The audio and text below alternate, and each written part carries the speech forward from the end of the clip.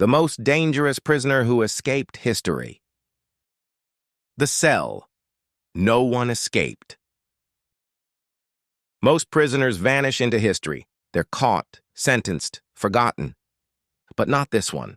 This man had no known real name, no confirmed face, no country that would claim him, and no prison could hold him. For over 30 years, he was moved from one heavily guarded cell to another, across France's most secure fortresses. No trial, no visitors, no explanation. He wasn't allowed to speak. He wasn't allowed to show his face. He was kept in silence and behind a mask made of black velvet. The guards who slipped up disappeared. The few who spoke about him died mysteriously. Even the wardens didn't know who he was. And here's the strangest part. This wasn't the Middle Ages. This was happening at the peak of France's royal power, under Louis XIV, the so-called Sun King. While Versailles glittered in gold and nobles waltzed beneath chandeliers. Somewhere in the shadows, in a stone cell, a man sat behind a mask year after year, forgotten by the world, but too dangerous to be let go. We still don't know his name, but we know this. The people who locked him up were terrified of what would happen if he ever spoke. This is not fiction. This is the real story of the man in the iron mask, and how, despite every effort to erase him, he may have escaped history and taken one of Europe's biggest secrets with him. It started with a transfer. In 1669, a mysterious order was sent from the royal court of France. It wasn't an arrest warrant. It wasn't tied to any official crime. It simply stated that a prisoner was to be taken into custody, quietly, and moved to a remote fortress. The prisoner's name was not included. All it said was that he must be held under strict secrecy.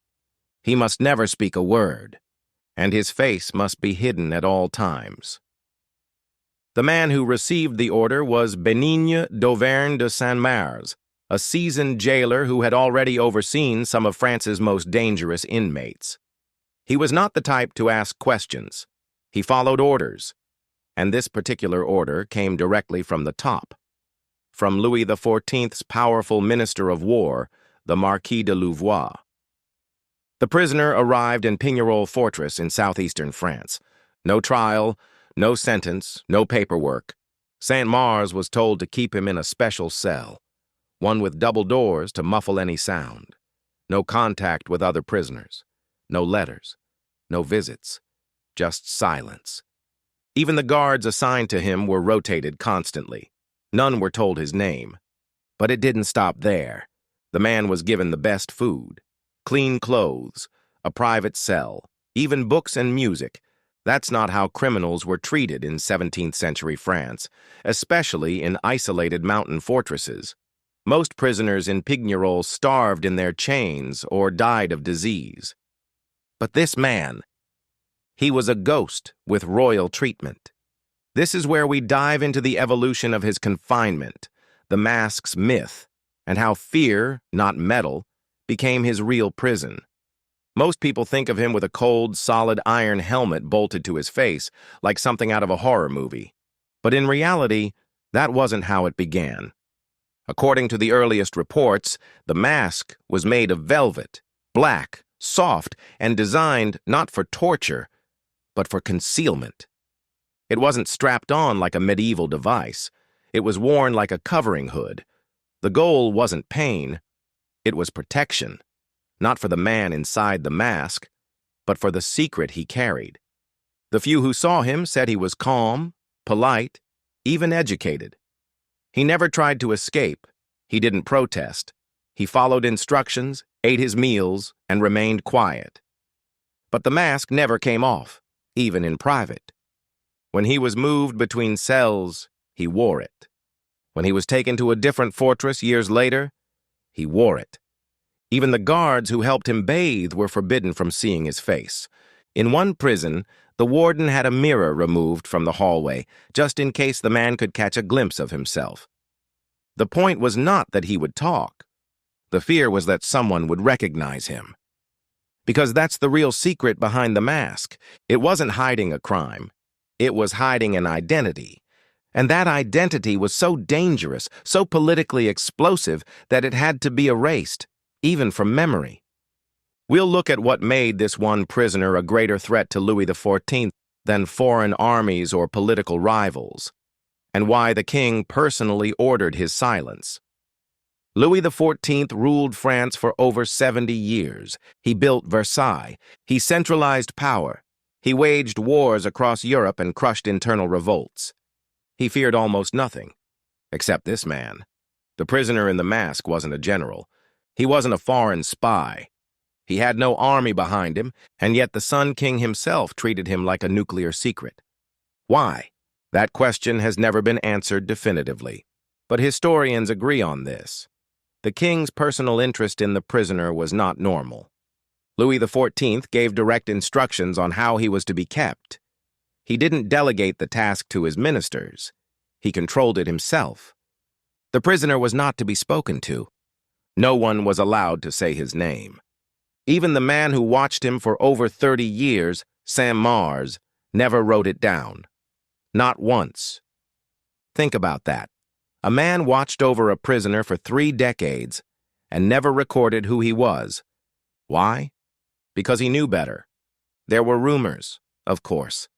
Whispers in the court. The prisoner was said to be someone famous, someone powerful, someone with a claim to something he should never have had. And that's when the theories began. Was he a disgraced noble? A royal twin? A secret brother? A political witness? Or worse, was he the rightful heir? Louis XIV's reign was built on absolute authority. If someone could challenge that, even with just a name and a face, it would be catastrophic. So he did the only thing that made sense in an age before DNA and global media. He locked the man away and erased him from history. We follow his bizarre journey across fortress after fortress, all while remaining nameless, silent and alive, when others around him mysteriously vanished. It disappeared into one cell. He was moved again and again from one fortress to the next.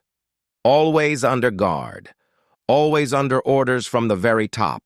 After Pignerol, he was transferred to Exilles, then the fortress of Sainte Marguerite, and finally to the infamous island prison of the Bastille in Paris, France's most feared penitentiary. At every stop, the same pattern repeated. No records, no names, no explanations. The warden followed the man each time.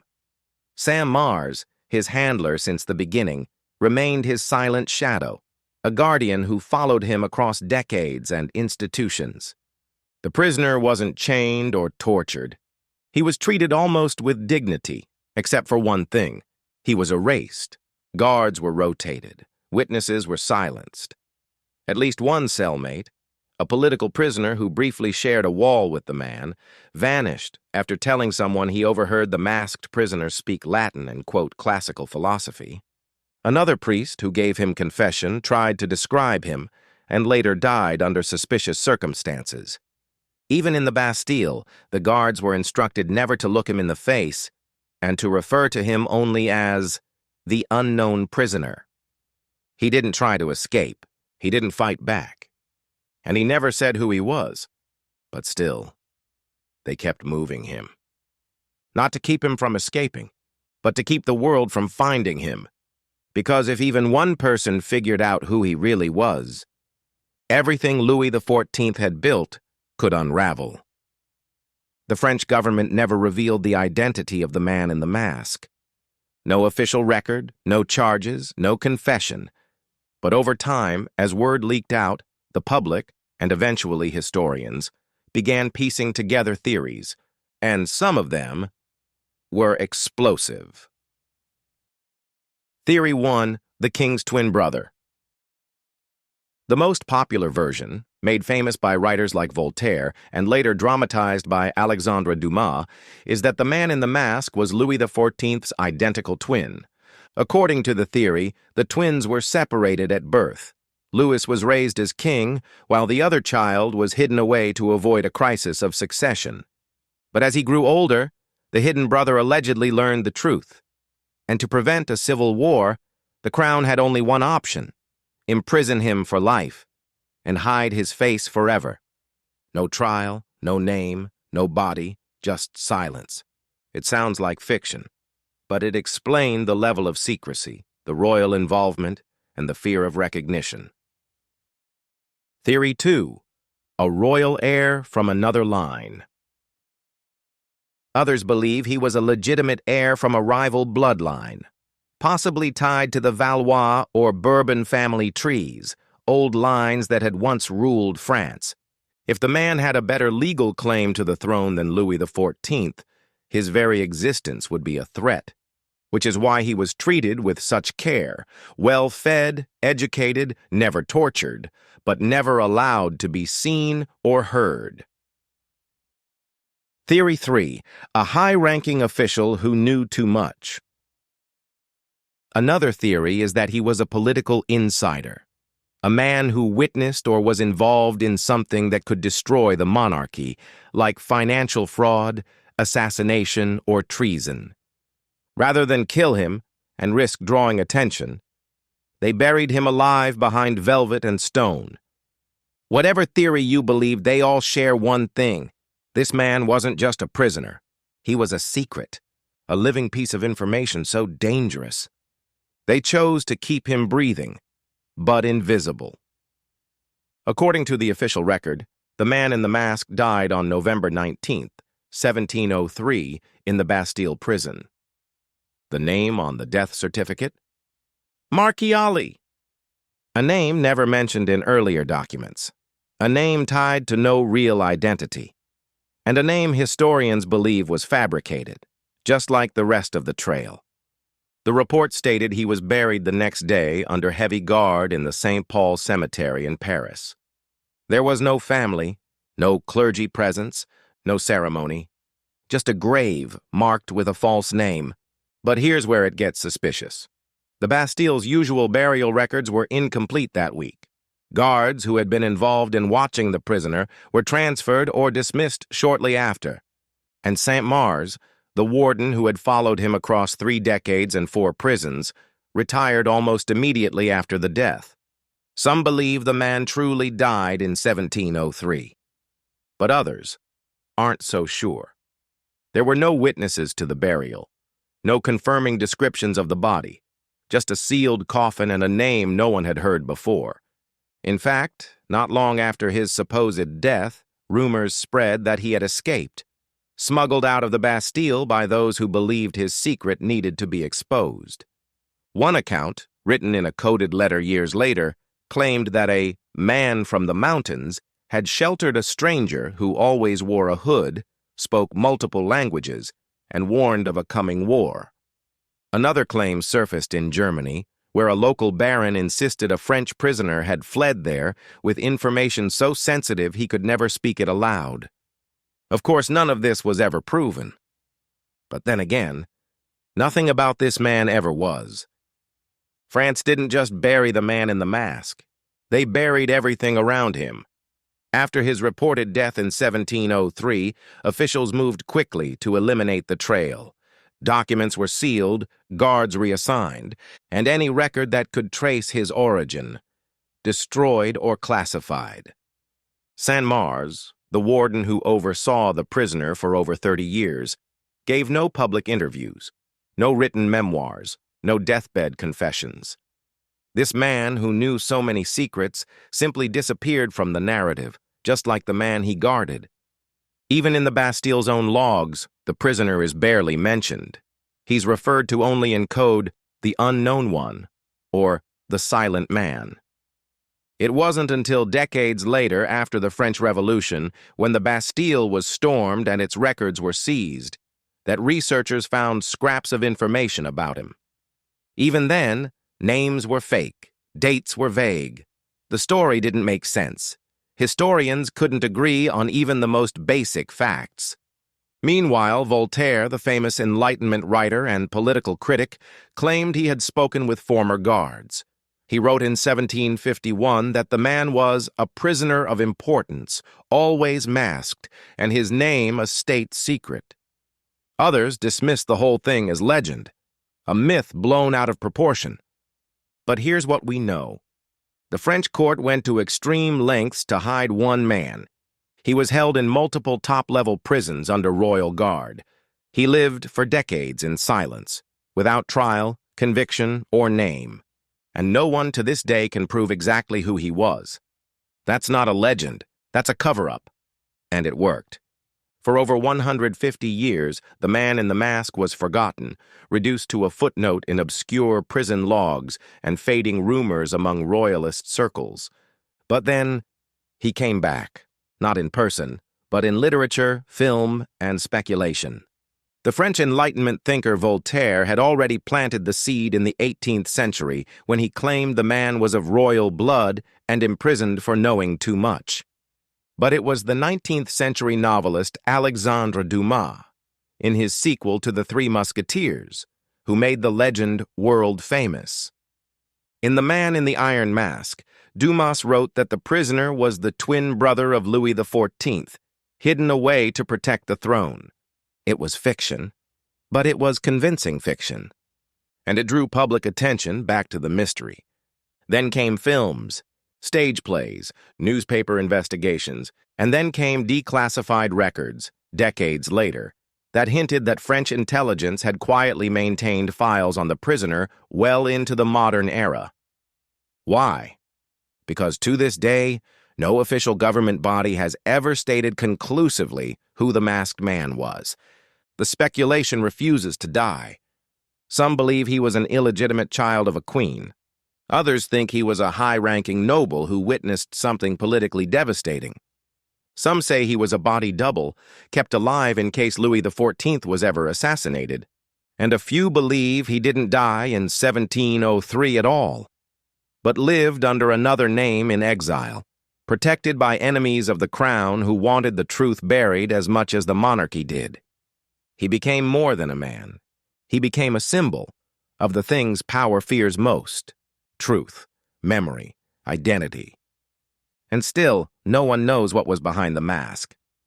Most prisoners die with their names written down, their crimes recorded, their legacy buried in court documents or forgotten footnotes. But not this one. The man in the mask left no confession, no memoir, no signature, not even a face. And yet, centuries later, we're still talking about him. Think about that. He had no army, no allies, no voice. But the fear he inspired among the most powerful men in France, including the king himself, was enough to lock him away for over 30 years. They could have executed him. It would have been easy, quiet, final, but they didn't. They kept him alive, federal, housed, guarded around the clock, hidden behind velvet and steel in a system designed not to punish him, but to erase him. And still, it didn't work. He became a myth, a symbol of secrecy, censorship, and the limits of power. He survived Louis XIV. He survived the monarchy that feared him. He survived revolutions and regimes and every attempt to write him out of the record. And somehow, he still survived in here. In whispered pages, on silver screens, in theories that historians still can't agree on. He was supposed to vanish. Instead, he became a question that no one can answer. A prisoner with no name, no crime, and no face, who, against all odds, escaped history.